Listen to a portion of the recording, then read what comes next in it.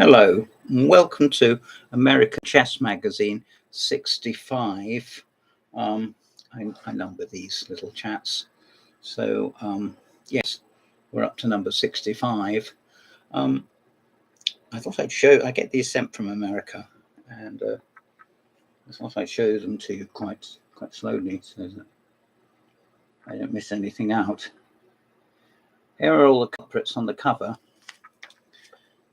I criticised the one with Magnus Carlsen on the cover as being too crowded, but this isn't. This is more refined and a little bit more intelligible. And in that regard, I think it's fairly good. I think some effort might be made to show some chessboards and pieces, but that's up to them, isn't it, really? So it says American Chess Magazine, acmchess.com, and I put the contact details down below, and I very strongly recommend that you buy a copy of it if you've never seen it. And it says Where Great Minds Meet. There's an interview with John Donaldson, mentor to the stars. The FIDE honors US men's team captain with Best Trainer Award. And there's some national news. Chess in Brownsville, the pride of Texas. So how about that then? 2 new candidates, and that's for the candidates tournament next month in Madrid in Spain, and the Isle of Man Grand Swiss, and an article by Michael Rode. He used to pop along to England about the dragon. So I'm looking inside tentatively,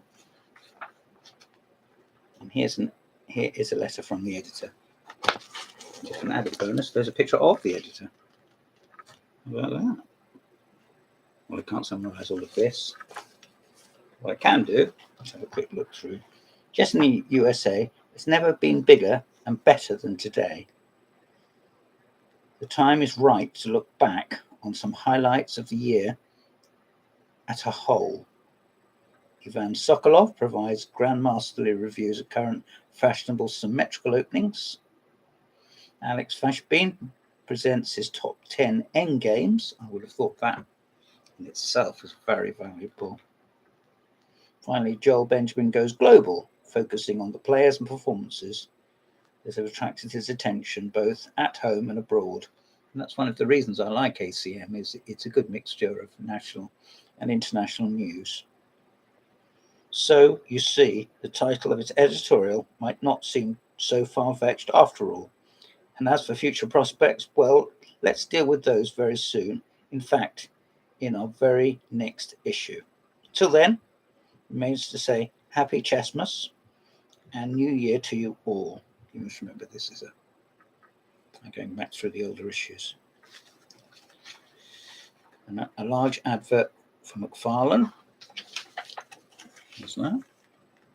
An oil painting, I think, there.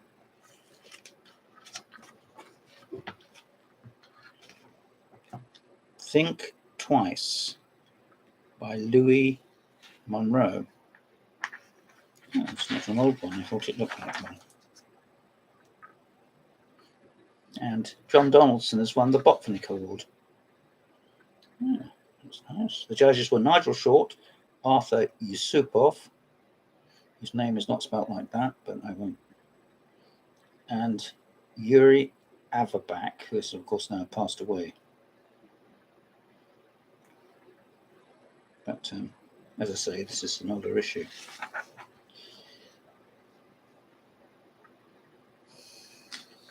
There's some ratings, little boxes. Magnus Carlsen, number 1 in the world. Top 10 woman is Hu Yifan at 2664. Caruana is the top USA player. Fabiano. And Irina Krush is the top 10 USA lady player, top woman, at 2422. She's always a favourite in England when she comes, isn't she? And here are the guys squaring off to each other to get a place in the candidates. I think the question of qualification was based on how many games they played.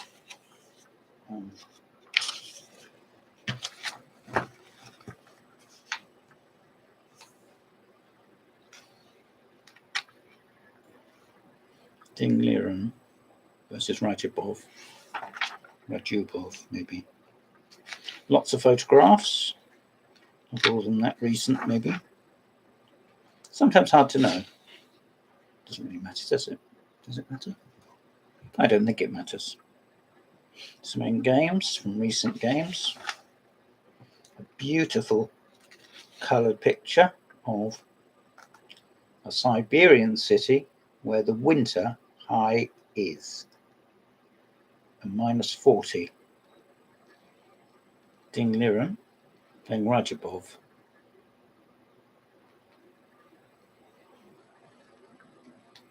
And Rajubov stole ahead at the very last two games.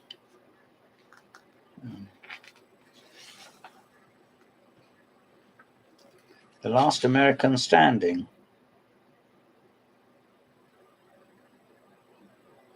And he's going to be in the World Cup.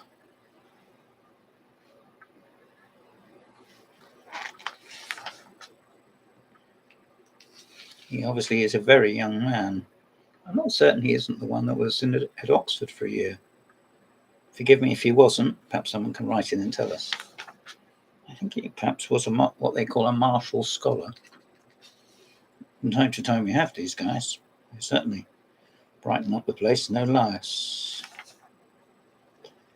Enter the Dragon.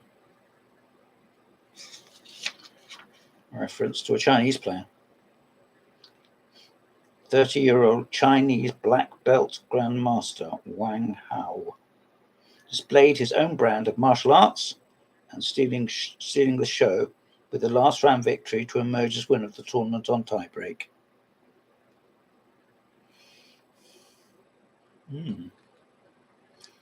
Yes, he scored 8 out of 12, I think. He looks deep in concentration. But coping. Sometimes people look so deep in concentration, you wonder whether they haven't disappeared down a rabbit hole, but he's keeping one foot on the ground. Like all the best swimmers, like me. No.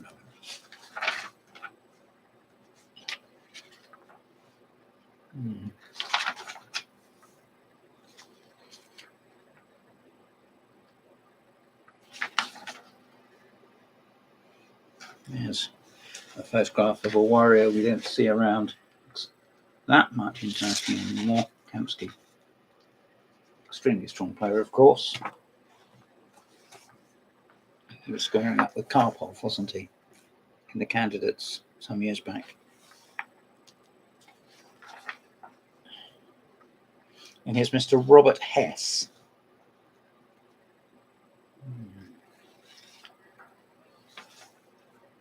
And here's John Donaldson again. Looking a bit gaunt. FIDE Trainers Commission honoured John Donaldson with the Mikhail Botvinnik Award. I think that's the third time the magazine's told me that. And there he is with a wonderful cup. With Nakamura and some other guys I don't recognise. I should do. Sam Shankland and Ray Robson.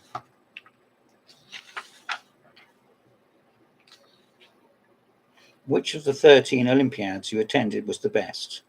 That is a tough one to answer, as many of them have been good in most respects, but few have been outstanding in all areas. That's probably because there's so many nations in FIDE, they are the victim of their own success.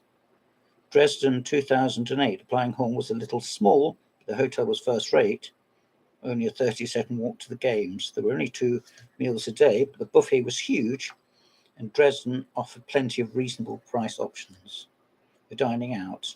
Although there was no non-stop flights from the US, there were plenty of easy connections. Baku 2016 and Dubai 1986 also had wonderful playing halls. First-rate hotels, decent meals, and affordable restaurants, but were further from the US. Yes, I expect they were. And here is the US celebrating with the flag. There they are, Stars and Stripes. Stars and Stripes.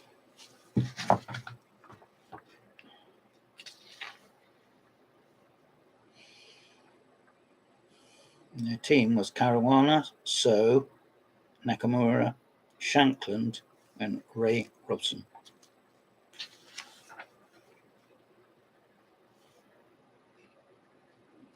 There's Reader's Voice, which is another interview.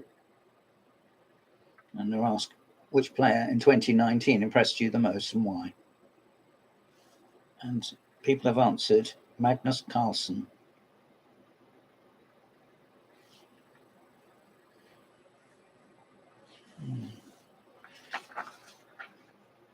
Opening trends, the Italian game. So it's bishop c4, bishop c5, and early d3. So it's not an attempt to play a gambit. It's an immediate attempt anyway. Black plays a5, which is slightly unusual, but it holds up White's plan of pushing the b pawn, perhaps. Push the a pawn yourself. 2 squares.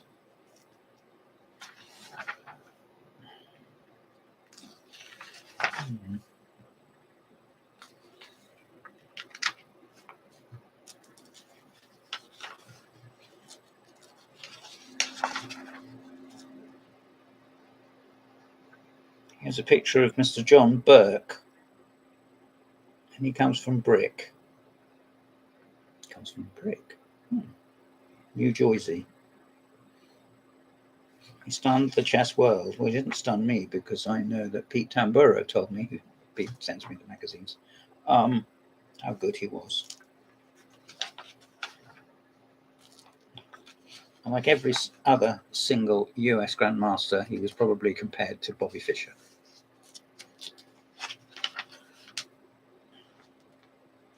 I hope, however, his destination in life is more cheery than Bobby's. And here is Mr. Agart,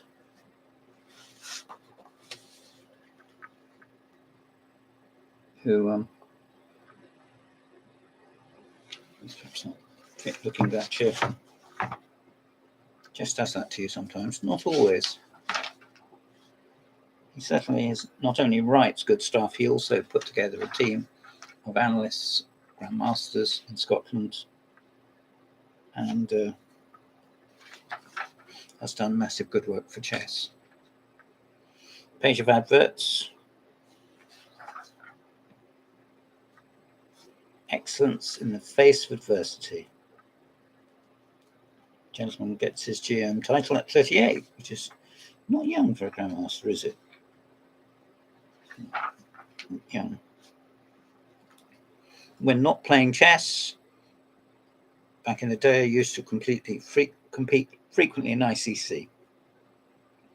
This is more than personal circumstances than anything else. I've never refused training, and they've even sorted out myself. If I lose, I ask my opponent where I erred to get a feeling of how people think, not just have a computer. I think that's fair enough. I know when I used to take Congress chess seriously, which sometimes was a bit painful. Not always. I used to try and go through my games with my opponent, but it didn't always, wasn't to their liking, or wasn't to my liking. This is something about Scholastic Chess, and you can see them playing. If you're in charge of school or you have some money at a school, you might consider investing in some large garden pieces so people can play outside and it's a bit of fun.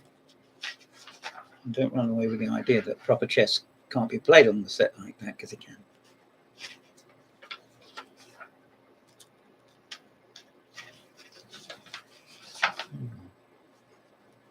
It's an advert for the British Chess magazine, publication in which I used to have some dealings.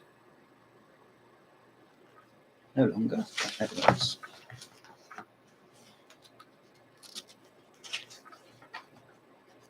Picture of Nimzovich. And a game of Petrosians.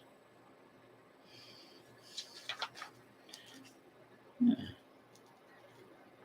Nice to see they're using Rabar indexes.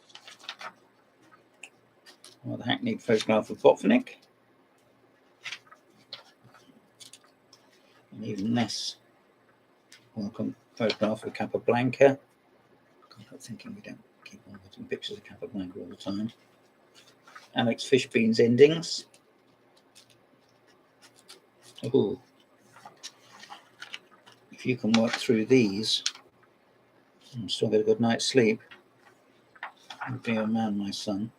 Musings of the American Grandmaster. This is Mr. Joel Benjamin. It looks about shooting stars. Magnus Carlsen's game seemed a bit off.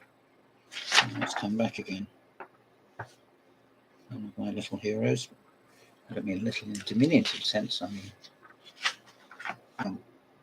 mean that I wouldn't keep on going on about it. John Edwards. Here's an article called A Crafty Bishop.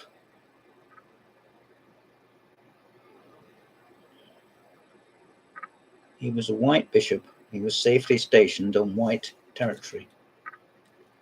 And it gives a consultation game played in 1897. That's rather good. And it's a bishop's opening that transposes into a king's gambit. And here are some reviews. I have to say that I don't think Carsten Hansen is the world's best book reviewer, but he's a very strong player, so I'm in no position to judge. Not really, but for all of that. There's a book here by Tony Sullivan called Chess Piece, which is chess cartoons. The author will have enough material to produce another volume. Yes, well, that's a nice thing to say. I came across this in a Facebook group and found samples more than sufficiently amusing to reach out to the author for a review copy. And some are absolutely hilarious, it says. So, saying the pieces, taking hands and saying, "Hi, we're the Stauntons."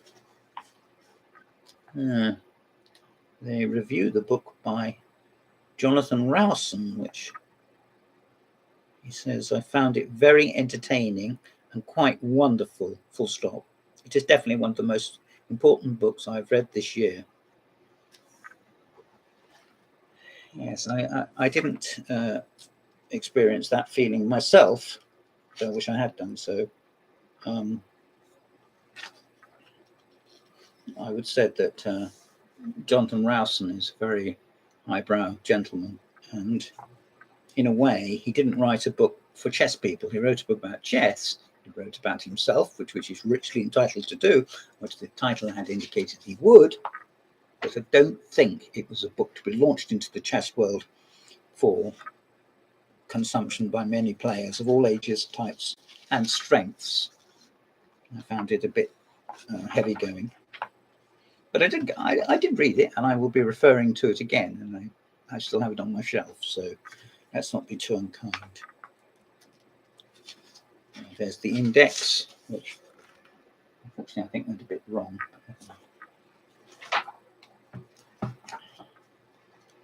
There's an interview with Maurice Ashley. There were 3 departments of the game. What portion of time should you spend on each? Equip the endgame is the most important part. That's a Capablanca quote. Oh, no, I should disagree.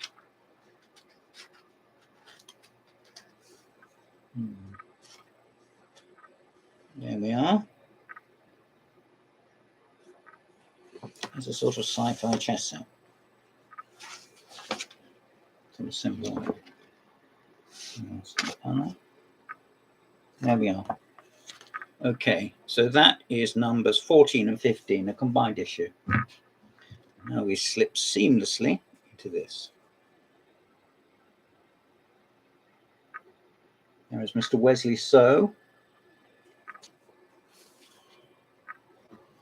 This is issue number 24, which came out last year. There's a Glory to the Queen award, a new column, by Alexei Root. And this is the 5th anniversary of the American Chess Magazine.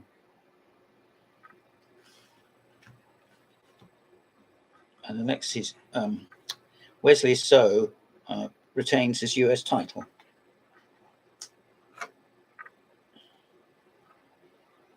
There's somebody advertising a very nice set, the tournament 55 luxury tournament size. Why it's necessary to have somebody who's got even less dress sense than me on the cover advertising it. And presumably that isn't a famous player. I don't know, but he looks... he fits in with chess in terms of eccentricity, but I'm not sure that that's quite what they wanted. Well, here we have, blow me down, the World Championship match between reigning world champion Magnus Carlsen from Norway and his Russian challenger Ian Nepo, and it started in Dubai in November 26th and finished just as we went to press. After the first 5 games all ended in draws, from what the players have shown over the board, it may be concluded the majority of their openings moves had already been prepared before the match. Well, that's neither good nor bad, it's just the way of the world, isn't it, really?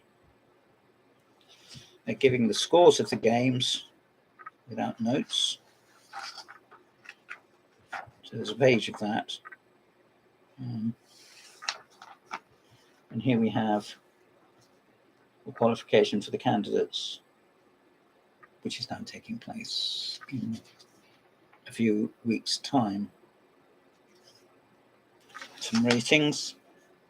The editor. Again, wishing you happy Christmas. And there he is with the t-shirt on, with his magazine on the t-shirt, and Bobby on the magazine that's on his t-shirt, being worn by the editor.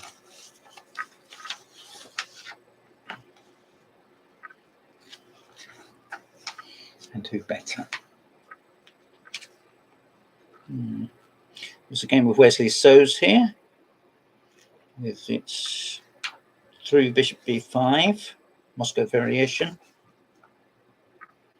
and the US Championship in St. Louis.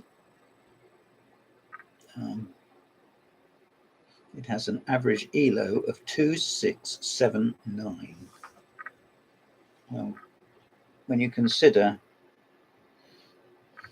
how inflated that figure is, and the person that came last is 2645, and he went 11 rounds without winning any games at all. And I won't comment on that, other than to say congratulations to the winners, commiserations to those who finished mid-table, and those that were down below.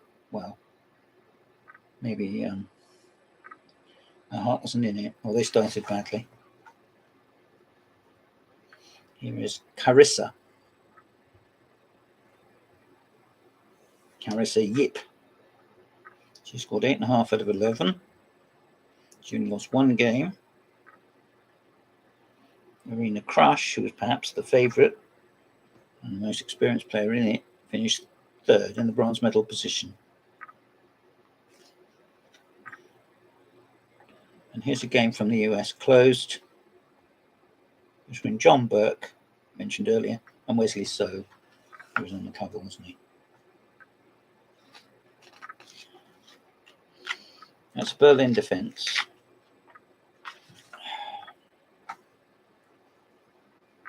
And here are the Sankfelds, sponsors, giving away the prizes. And here are the 2 gladiators in the World Championships, the last one we had. Well, unfortunately, Nepo collapsed. And no one thought to say, as I'm saying now, and as I've said earlier, I just think he was very nervous. Carlsen has massive experience in these matches, and his opponent, no matter how good his preparation was, no matter how dominant he was in the candidate series, if you sit down opposite the world champion, you are thinking almost from scratch, and yet not.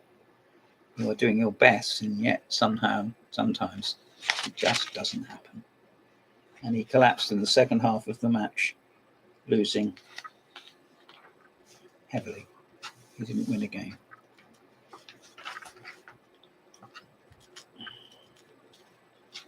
Says Nepo's unpredictability. When it comes to the absolute elite, it's always fascinating to see one of them clearly improve over a year or two.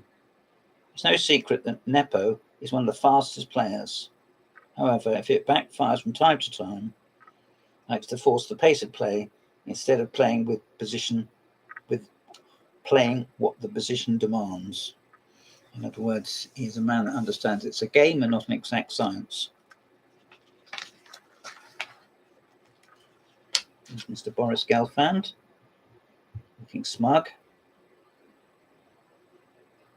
I'm kind about Gelfand, I assure you. Here's a nice advert for the thinkers. Publishing. Let's look at that. Not that publicity, eh? There. See that?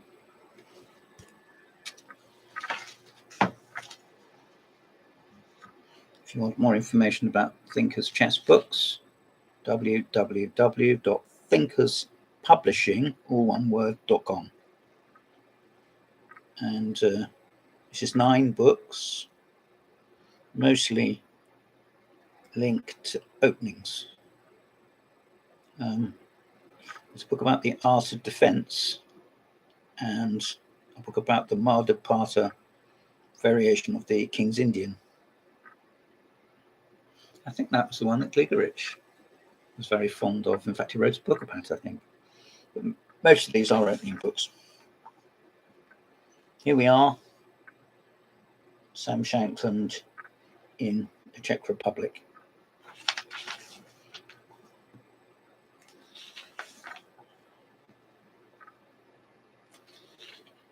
And there he is holding the trophy aloft.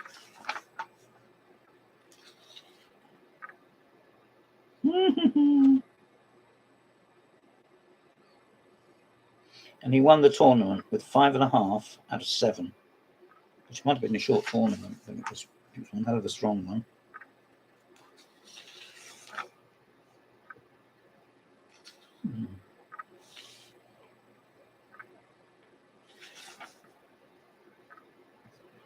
Witness to Chess History, an interview with Dr. Anthony, and I suppose they do call that Anthony Sady.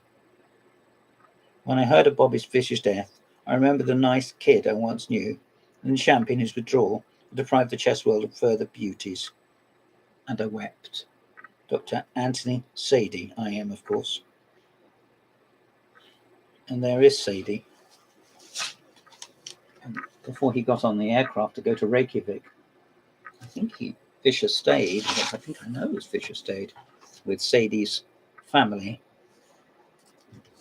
And it was all very touch and go.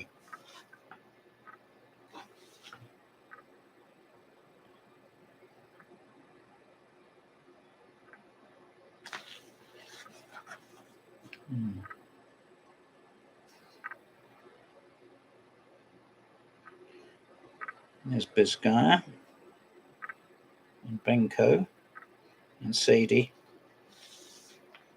That's some years back, I suppose. That's about 40, 50 years ago. There's Bizkaya sitting down, and here's Pal Benko standing up. I'm giving a little talk about Bizkaya to Cavalier Chess Club, possibly next Tuesday. I don't know the exact date, but showing his game against Westerinen, player whom I interest myself in very greatly. This game of Sady's against Duncan Suttles, Canadian, of course, although he did play in the US Championships. So here's a lady I've heard of many times, Alexei Root, and Jack Peters, and a picture of Nona Gaprindishvili, who is taking legal action for $5 million US, it says here, I'm extremely sorry, Nona, but I think you are barking up the wrong tree. And this may not have been entirely your fault. I think perhaps you may have been ill-advised, but I'm in no position to say that. So I will just content myself with saying that it's not really a chess matter anyway. Here are the Russian ladies. In days, they didn't represent Georgia, but represented the USSR. With Maia Nitsa there, who became world champion in 1978 or something like that.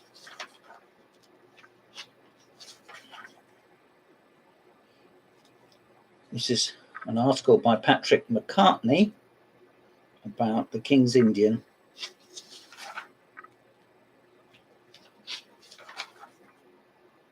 And here's a photograph of Averbach, who's just died, and Samish, who hasn't just died, but who is dead. And there's a game between Jonathan Levitt and Andrew Martin. Just to show that no hard feelings exist.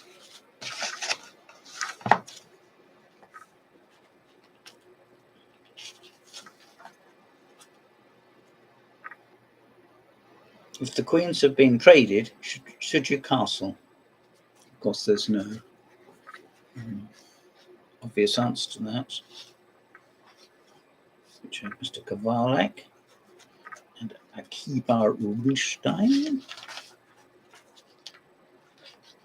And a nice game between Karpov and Kasparov, game 47 of the World Championship match, 1985. It really should not have happened, but they had to play as many World Championship games as that.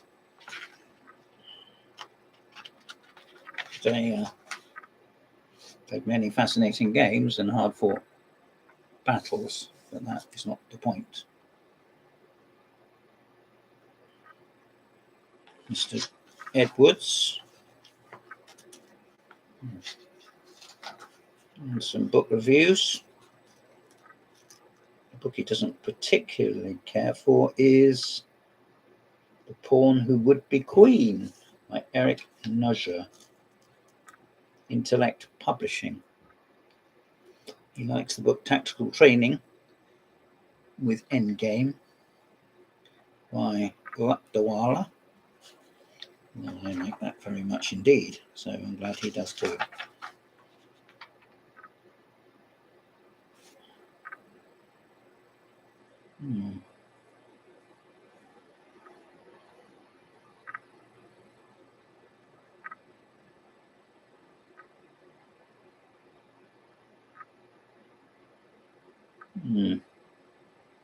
There's a book which I haven't yet seen, but I will go out of my way to find. The English Grandmaster Daniel Gormally may not be known to all. His current rating is 2478, but he has been rated about 100 points higher than that early in his career. He's a humorous and self-deprecatory type who likes to kid around. In fact, in the introduction to the book, he states he lies a lot. In that introduction, he tells us that he got the inspiration for the book while watching a golf tournament on television, where an underdog went on to gain a surprise victory ahead of a number of players who were rated much higher.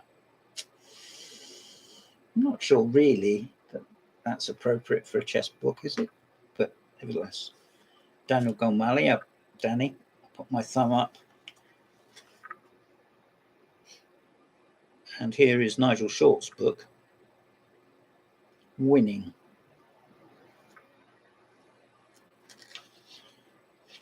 I have looked through it thanks to John Upham, who had a copy of it, and my first reaction was that the text is a bit small, the print was a bit small, but it was very good. There's some quotes from readers about the 5th anniversary, and here's Pete, the senior editor, and my friend, very good friends. Thank you, Peter Tamburo.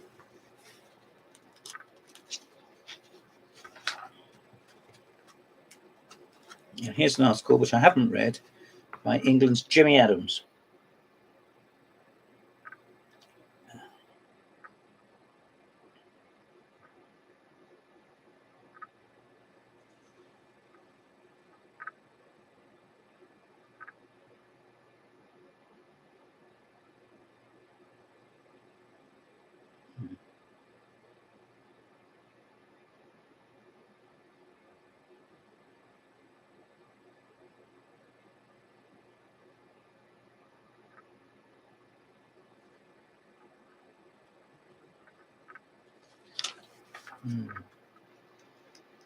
It's all right, I wasn't going off into a dream. Or if I was, I had every right to do so. I'm just reflecting on some of this. That article by Jimmy, I didn't know that was there, and I can't summarise it in 2 seconds. There's Mr. G.M. Alex Kolovich, who is a frequent contributor to British Chess Magazine. And here he is again. And there we are.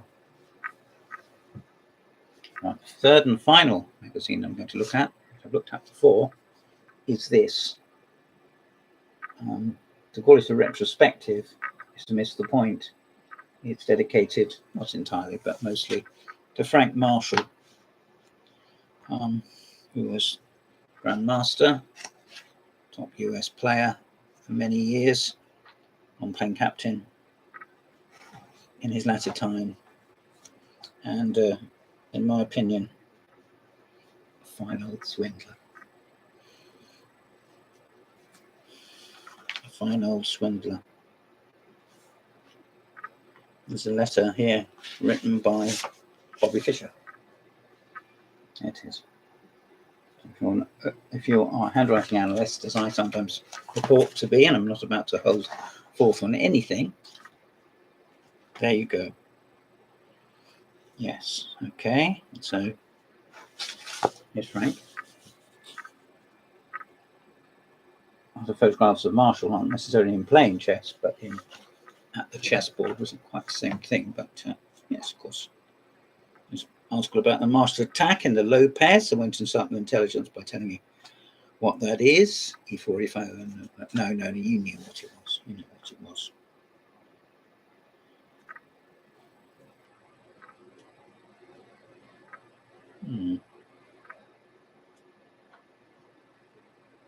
Pictures at the famous Marshall Chess Club. Picture of the stairs, and the stair carpet, and the stair rods, probably. Even the stair rods look burnished.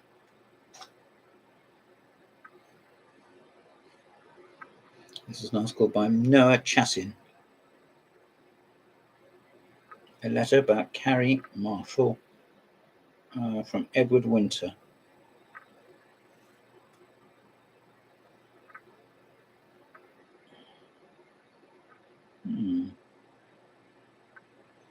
Frank Marshall playing against the infant Reshevsky.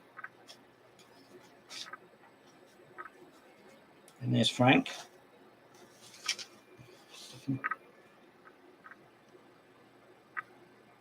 One's not puffing away at a cigar. And here he is in the cover. If you would like this issue, I'm sure they've still got back numbers available. It is issue number 22 from last year. And you need to access ACM Chess, all one word, acmchess.com. It's as simple as that. Thank you very much for listening.